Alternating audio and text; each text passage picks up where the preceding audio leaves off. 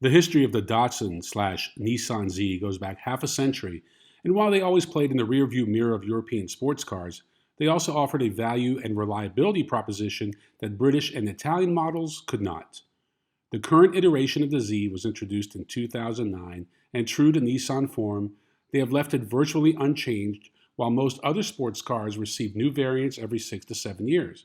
And we're not holding our breath that Nissan will announce the 400Z anytime soon, especially since auto shows are being canceled amid the coronavirus pandemic of 2020.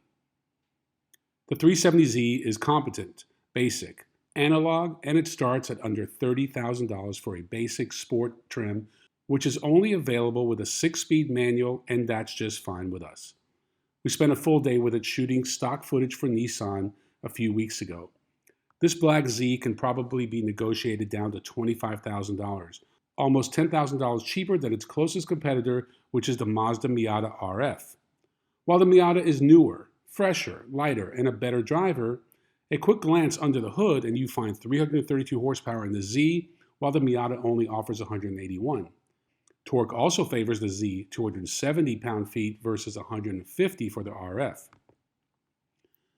The next closest competitor is the all-new Toyota Supra, and while the numbers are similar, the Supra is almost double in price, but certainly not twice the car. As someone who has recently driven all three, I could say that the Supra is the best driver, followed by the RF and the Z last. But when factoring cost, the Z is my top choice.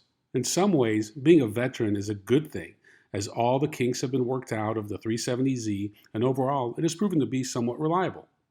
While I do recommend the base sport variant, I would not recommend dropping an extra $15,000 to $20,000 for the Nismo package, which boasts 350 horsepower and 276 pound-feet of torque, better suspension, wheels, tires, etc. It's money you won't get back. For now, enjoy the footage, and while the 370Z is a forgotten player in the sub-$60,000 sports car segment, it is still an amazing value. I look at sports cars like golf clubs. Just because you spend more doesn't make you a better driver.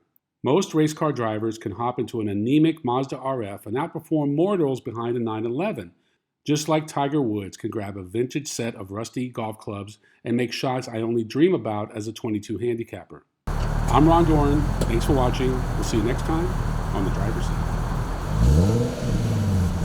Seat.